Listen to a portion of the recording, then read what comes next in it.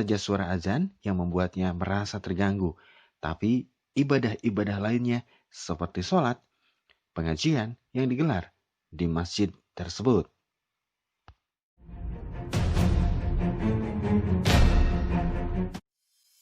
Bahkan di tempat kerja terdahulunya ia pun sempat membenci orang Islam yang menggunakan atribut Islam.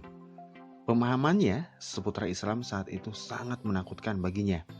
Tatkala melihat ormas Islam yang melakukan razia di tempat-tempat umum dengan begitu anarkis, sehingga image Islam dalam benak pikirannya sangat buruk saat itu. Ditambah dengan peristiwa bom WTC di Amerika pada tahun 2001, bom Bali, dan lain-lain yang membuatnya sangat membenci Islam yang telah melakukan teror di mana-mana. Pada tahun 2012, ia sempat berdebat tentang Katolik versus Islam dengan seorang Muslim dan membuatnya bermusuhan. Namun, peristiwa yang membuatnya berubah adalah saat perceraian yang dialaminya. Perceraian tersebut membuat seorang Muhammad Andreanus lebih mendekatkan diri pada Tuhan Yesus saat itu. Ia pun sering beribadah dan membuka Alkitab, mencoba menggali beragam ayat di Alkitab tersebut. Singkat cerita, ia pun menemukan ayat dalam Alkitab. Ironisnya, kaum Muslim yang menjalankan. Karena gue berdasarkan Alkitab. Yesus selalu mengatakan dirinya diutus. Gitu loh. Dia benar melakukan keajaiban, dia benar melakukan mukjizat, benar. Lah bahwa dia seorang nabi kok. Cuma memberikan sebuah kebenaran ya. Lu nggak suka terserah, tapi lu buka Alkitab. Gue bilang gue nemuin di Alkitab dan gue tidak menjelekkan. Satu lagi, gue tidak menjelekkan Alkitab. Ya, gue tidak menjelekkan Alkitab. Dan gue tidak menjelekkan umat Kristiani. Tapi hanya gue mempertanyakan kenapa umat Kristiani tidak mengikuti ajaran-ajaran Alkitab, padahal itu adalah pedoman di agama. Padahal itu adalah firman yang disampaikan oleh para rasul. Tapi kenapa nggak dijalani? Disitulah gua masuk Muslim. Sekali lagi mohon maaf untuk Pak Ustadz, untuk Kiai segala macam. Saya nggak bermaksud untuk mengkait-kaitkan Alkitab dengan Al-Quran, tidak. Cuman saya melihat isi Alkitab, ya, apa yang dilakukan oleh umat Muslim itu yang ada di Alkitab. Itu aja yang jadi ironis buat saya. Itu aja. Dengan penalarannya, ia pun mencoba memahami isi dari Alkitab tersebut dan mempertanyakan kepada pastor dalam berbagai kesempatan. Namun, ia pun tak mendapat jawaban atas pertanyaan tersebut. Sampai ia berada di titik mencari kebenaran, bukan pembenaran.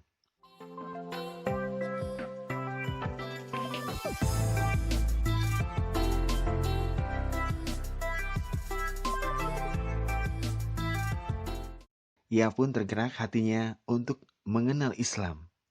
Dan ternyata, dalam pengakuannya ke Kang Obay Channel, ia ungkapkan bahwa Islam yang dikenalnya tidak seperti yang ia dengar di luaran sana.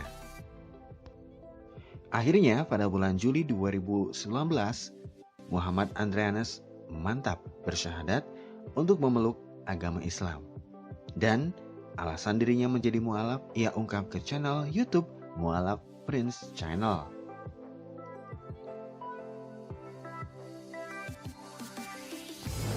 Ini saya baca, ya, isinya begini. Jangan engkau minum anggur atau minuman keras. Ya, Imamat 10 ayat 9 sampai dengan 10. Tolong dibaca. Engkau serta anak-anakmu bila kamu masuk dalam, ya kan? Bila kamu masuk dalam kemah pertemuan, harus bisa membedakan mana yang kudus dan mana yang tidak kudus, mana yang najis dan mana yang tidak najis. Itu yang saya bahas, Bang. Bahkan ada juga, saya kemarin berdebat, sampai saat ini hal ini itu tidak dijawab gitu. Saya sendiri bro, saya tidak ada tim, saya sendiri. Saya nunjukin muka saya, kamu pun hanya batas buku Alkitab, karena nggak tahu ya mungkin itu kebiasaan Anda untuk mengcounter gitu. Cuman counternya itu kurang tepat bro. Anda bilang Efesus 5 ayat 18, tapi Anda bilang ada penekanan, jangan sampai memabukkan. Jadi kalau seandainya begitu, bahwa Alkitab mengajarkan untuk minuman keras, diperbolehkan, ya kan? Analoginya itu cukup aneh menurut saya. Ketiga, tolong lebih diperinci, coba tolong dijawab aja. Misalkan mengenai Nehemia 8 ayat 6 cara bersujud, mengenai 1 Korintus 11 ayat 6 berjilbab, mengenai Keluaran 3 ayat 5 itu menanggalkan alas kaki, terus mengenai Keluaran 30 ayat 20 ya kan itu berwudu, terus mengenai Ulangan 14 ayat 8 itu perihal makan babi. Tolong diinin aja gitu, jangan mengkaitkan ke ayat lain gitu loh. Coba deh, Anda kan katanya lebih smart dari saya, bodoh gitu. Jadi tolong memberikan pernyataan atau Anda nggak salah untuk memberikan counter, nggak salah. Saya cuman bingung aja. Anda bilang saya bodoh dan saya dangkal mengenai pernyataan saya bahwa saya itu bingung. Emang saya bingung, bener, saya bingung, itu nggak salah, memang saya bingung, dan saya nggak sendiri, dan saya tanya dulu kemana-mana. Saya Katolik, saya nggak menjelekan agama, ingat ya, saya tidak menjelekan agama segala macam, enggak. Tapi banyak pertanyaan kenapa Andre mualaf. Saya kasih tahuin, inilah sebabnya saya mualaf, gitu. Jadi berilah alasan yang tepat gitu, jangan kamu membodoh-bodohi saya, oke?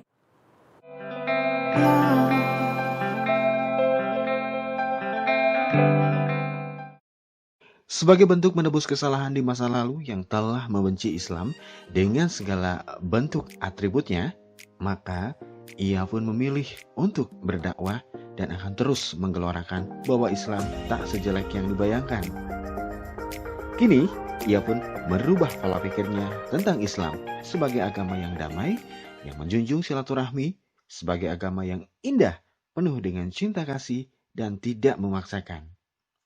Islam sendiri sangat menghargai yang namanya toleransi, seperti kutipan ayat di dalam surat Al-Kafirun, lakum dinukum waliyadin, yang artinya untukmu agamamu dan untukku agamaku.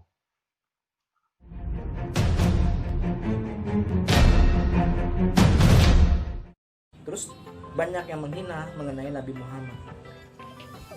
Selama saya Katolik, saya nggak pernah mau menghina Nabi Muhammad, karena embel-embelnya udah Nabi di situ. Embel-embelnya sudah Nabi. Beda. Jangan menghina. Lu boleh ngatain gua anjing, lu boleh ngatain gua babi, lu boleh ngatain gua apa, penipu segala macam, terserah. Tapi lu jangan lu menghina Muslim. Jangan lu menghina Nabi Muhammad. Hati-hati. Kalau gua bilang hati-hati. Lu pakai akun palsu segala macem, kecil ditemuinnya nanti. Mungkin bukan gua. Gak usah menghina nabi-nabi apapun, jangan. Gua tidak menghalalkan atau gua tidak mencari keuntungan dari ini. Gua cuma memberikan sebuah kebenaran ya. Demikian tadi video dari seorang mualaf Muhammad Andrianus yang akan terus berdakwah sebagai bentuk untuk menebus kesalahan yang telah membenci Islam di masa lalu. Bagaimana komentar kalian sahabat YouTube? Tinggalkan pesan di kolom komentar dan share ke media sosial kalian.